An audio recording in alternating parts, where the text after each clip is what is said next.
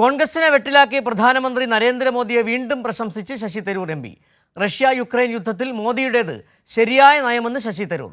ദില്ലിയിൽ നടന്ന റൈസിന ഡയലോഗിൽ സംസാരിക്കുകയായിരുന്നു തരൂർ. തരൂരിന്റെ നിലപാട് വിവാദമായതോടെ വിഷയത്തിൽ പ്രതികരണത്തിന് തയ്യാറാകാതെ കോൺഗ്രസ് നേതൃത്വം. ദില്ലിയിൽ നടന്ന റായ്സിന ഡയലോഗിലാണ് പ്രധാനമന്ത്രി നരേന്ദ്രമോദിയെ വീണ്ടും പ്രശംസിച്ച് ശശി തരൂർ എം പി രംഗത്തെത്തിയത്. റഷ്യ യുക്രൈൻ യുദ്ധത്തിൽ പ്രധാനമന്ത്രിയുടെ നയം ശരിവെക്കുന്നതായിരുന്നു തരൂരിന്റെ പ്രതികരണം.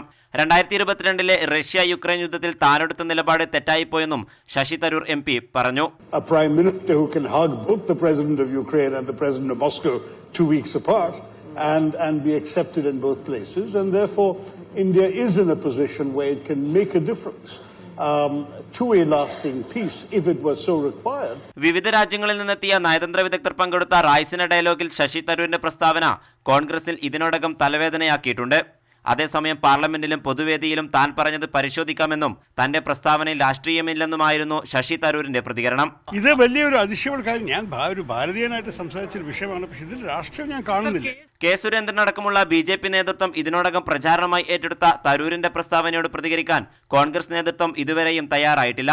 തരൂർ പറഞ്ഞത് എന്തെന്നറിയില്ലെന്നായിരുന്നു പ്രതിപക്ഷ നേതാവ് VD സതീശന്റെ പ്രതികരണം. ഞാൻ കേട്ടില്ല, ഞാൻ അദ്ദേഹം പറഞ്ഞ കേട്ടില്ല. ഞാൻ പറഞ്ഞിട്ട് പറഞ്ഞിരിക്കല്ലോ, നമുക്ക് കാണുമല്ലോ, എപ്പോഴും എന്താണെന്ന് നോക്കിയിട്ട് പറയാമല്ലോ. എന്നാലും നോക്കിയിട്ട് നമുക്ക് പറയാം. നോക്കിയിട്ട് ഞാൻ പെട്ടെന്ന് പ്രതികരിക്കേണ്ട ആവശ്യമില്ല. കൈരളി ന്യൂസ്, ദില്ലി.